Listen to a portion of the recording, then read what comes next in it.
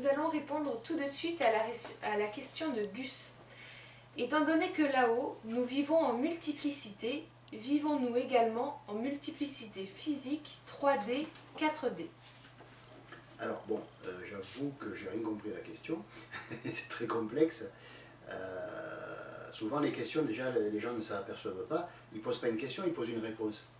Parce qu'ils partent de la prémisse que ceci, que cela, alors ils demandent comment l'expliquez-vous. Je ne peux pas expliquer ce que vous pensez, je peux expliquer ce qui est, mais ce que je crois, ce que je sais, mais pas ce que vous pensez. Si vous dites par exemple, étant donné que, je sais pas moi, les Arméniens sont tous petits et à poil ras, qu'est-ce que vous en pensez? Je veux dire non, d'abord je remets la prémisse en cause, les Arméniens ne sont pas nécessairement petits à poil ras. Voilà. Donc beaucoup de, je le dis aux vidéos auditeurs, ne vous vexez pas, mais beaucoup de questions que vous posez, on sent bien que vous êtes déjà vous êtes déjà persuadé de la réponse. Donc c'est plus une question, c'est un échange, voilà. Donc quand vous posez une question, en fait, vous êtes censé ne pas connaître la réponse. Donc si vous partez d'une prémisse déjà très élaborée, c'est comme vous me forciez la main en disant je suis obligé de vous répondre oui, non. Voilà. Donc en fait, je suppose que la personne a voulu dire qu'on est dans la multidimensionnalité, qui est le terme exact. Bon, ben, sur Terre, on est peut-être multidimensionnel, mais on n'en a pas conscience. Voilà. C'est comme si vous disiez, sur Terre, vous avez deux mains, deux bras, deux jambes, vous avez plusieurs organes, et voilà, la digestion se fait, on n'a pas conscience de l'estomac, on n'a pas conscience du foie, parce que justement sur Terre, on ne peut être conscient que d'une chose à la fois, que d'une dimension à la fois, que d'une fonction à la fois, etc., etc.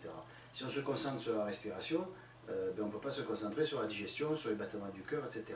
On peut passer d'un à l'autre à une telle vitesse d'alternance qu'on peut croire qu'on le fait en simultané, mais c'est faux. On ne peut pas se concentrer sur deux choses à la fois. C'est clair, net, précis et définitif. Par contre, une fois qu'on est passé de l'autre côté, alors là c'est autre chose, on n'a plus besoin de se concentrer avec un cerveau qui lui-même nous limite à une chose à la fois, au linéaire, d'abord un, après deux, après trois.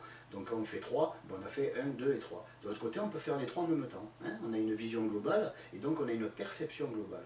Donc si tant est qu'on soit des êtres vraiment multidimensionnels, parce que bon, on est obligé quand même de mettre un bémol, c'est ce qu'enseigne la psyéso, c'est ce qu'enseigne l'ésotérisme, mais bon, combien sommes-nous à avoir expérimenté sur Terre et dans la chair, tandis que nous étions en vie, sur Terre et dans la chair, combien d'entre nous ont expérimenté la multidimensionnalité? Voilà, il faut être raisonnable. Pourquoi la psyéso ne s'attarde pas sur des concepts qu'adorent d'ailleurs les spiritualistes? Parce que ce sont des concepts qui ne changent rien. Alors, je ne veux pas être mesquin, c'est vrai que les spiritualistes s'intéressent à l'Agartha, la Terre creuse, les extraterrestres, tout ça. Bon, moi j'appelle ça des sujets qui sont sans risque. Maintenant, plongez en vous, essayez de vous connaître, de vous apprendre, de voir vos peurs, vos doutes, de vous regarder en face. Et là, c'est plus la même chose. Donc, je pense que la spiritualité, à notre époque, je m'éloigne un peu du sujet, mais j'essaye de faire passer un message. Après, les gens le prennent comme ils veulent. Mais la spiritualité, c'est malheureux, elle est devenue, et je m'en suis aperçu il y a 10 ans de ça, elle est devenue une excuse pour se fuir. Parce que tandis qu'on apprend ce qu'était le maître un tel ou le gourou un tel, tout ça, ben on ne sait rien de nous, et on n'en a rien à foutre de ce qu'était le gourou un tel. Si c'est un véritable gourou, dans le sens pur du terme, il doit nous lier à notre propre soi. Il doit nous faire nous intéresser à nous et pas à lui. Donc voilà, tout maître spirituel qui attire l'attention sur lui n'est pas un maître spirituel digne de ce nom. Ça ne veut pas dire que par ailleurs il n'est pas évolué, mais il y a un truc qu'il n'a pas trop compris, hein, ou alors il s'aime beaucoup.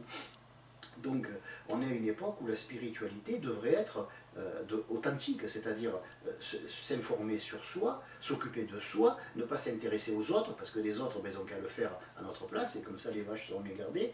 Et donc on est à une époque où la spiritualité est devenue complètement bisounours, comme j'aime le dire, parce que c'est la spiritualité de salon.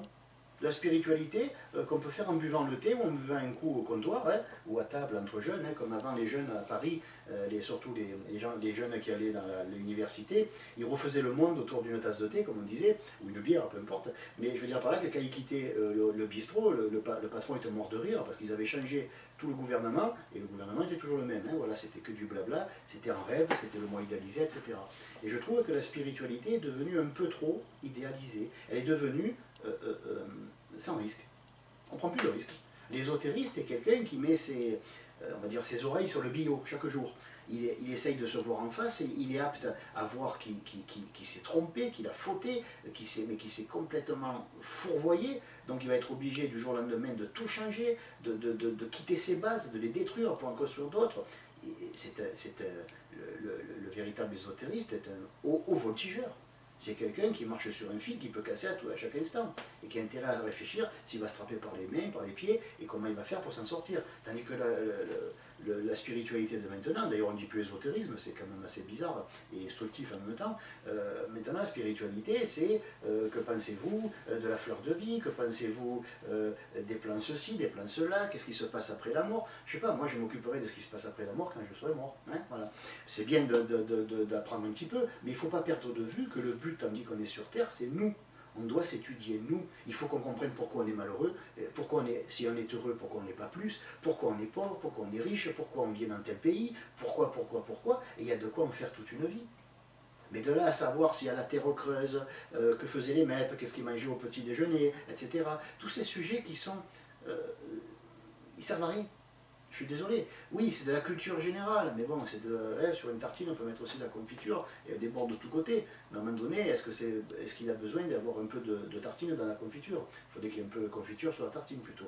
Donc je veux dire que les gens maintenant abusent, ils font de la spiritualité un moyen de fuir leur vie de tous les jours. Alors attention, je ne condamne pas, j'explique, je ne juge même pas. J'explique, je constate. Je dis qu'il est humain d'essayer de fuir un petit peu sa vie de tous les jours, mais ce qui est inhumain, c'est ce que se font les gens. Parce qu'à force de la fuir, ils arrivent à s'installer dans une espèce de dimension mentale inventée de toutes pièces, dans laquelle ils sont des grands initiés, dans laquelle ils sont pleins d'amour, pleins de ci, pleins de là, et après, d'un coup, leur petit rêve est dérangé par le mari ou par la femme qui les appelle par un nom d'oiseau et qui leur dit « Allez, viens me faire à bouffer » ou alors « Est-ce que tu es allé chercher les gosses à l'école? Tu n'as encore pas foutu ce que je t'avais demandé ?»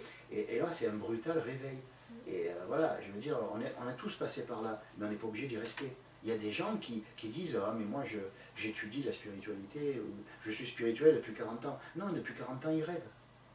Et voilà. On n'a pas besoin d'étudier pendant 40 ans.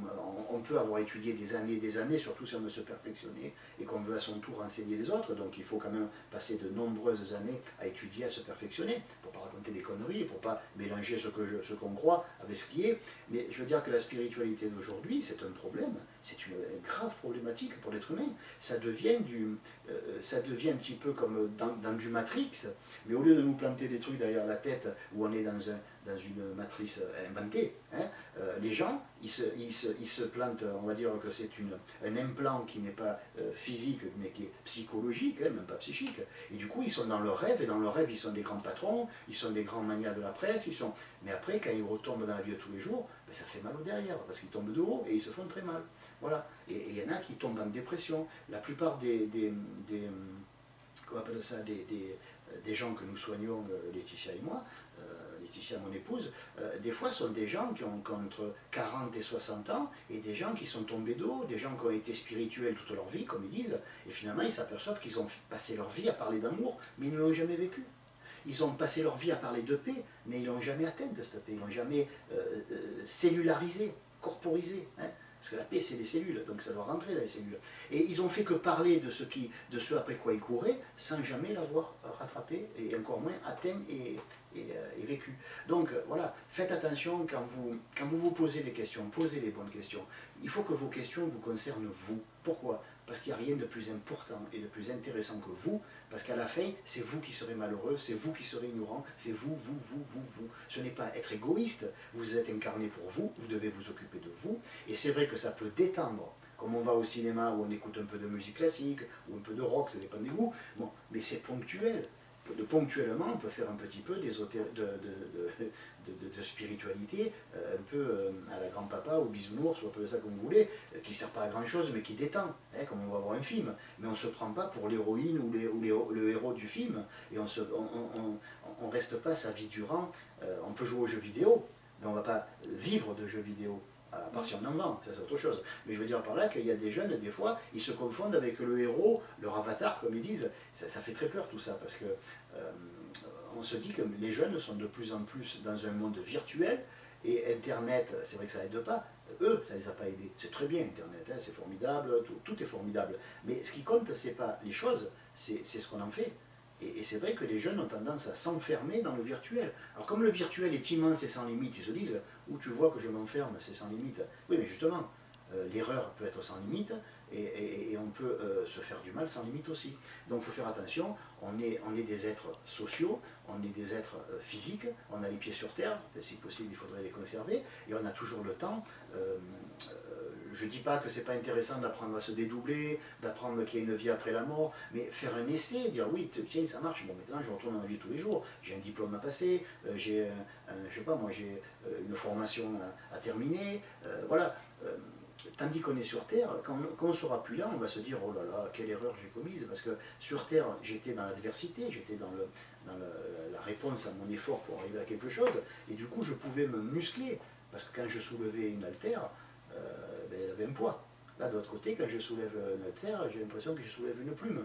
Donc il n'y a plus de résistance à l'effort, je ne peux plus me développer l'âme, je ne peux plus me muscler. Et il y en a qui sont très malheureux de l'autre côté. D'ailleurs, il y a une question, je crois, dans l'eau qui parle des suicidés ou de ceux qui ont... Voilà.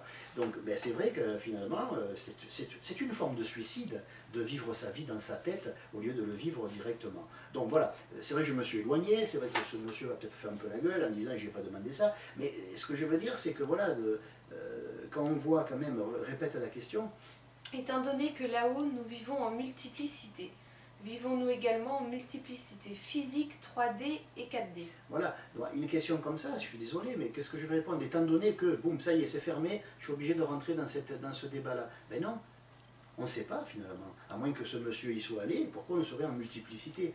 Voilà, en plus c'est pas le terme exact, c'est multidimensionnalité. Ça veut dire que nous existons à plusieurs niveaux en même temps, mais surtout sur plusieurs capacités en même temps, mais sur Terre aussi.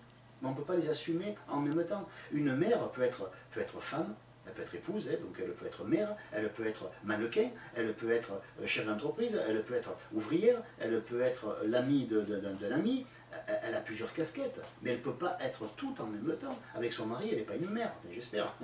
Avec son fils, elle n'est pas une épouse, enfin, j'espère. Voilà, donc je veux dire par là que sur Terre aussi, nous avons eu plein de casquettes, mais nous ne pouvons en porter qu'une seule à la fois, parce que nous avons une tête. Et une tête, une casquette. Si on veut changer de casquette, bon, on ne change pas de tête, mais quand on veut changer de casquette, il faut lever l'autre pour en mettre une autre. De l'autre côté, on peut se sentir à la fois mère, épouse, même concubine, ou maîtresse, ou ce que vous voulez. Et on peut se sentir tout ça en simultané, parce que nous n'avons plus de cerveau, nous n'avons plus de système nerveux, etc. etc.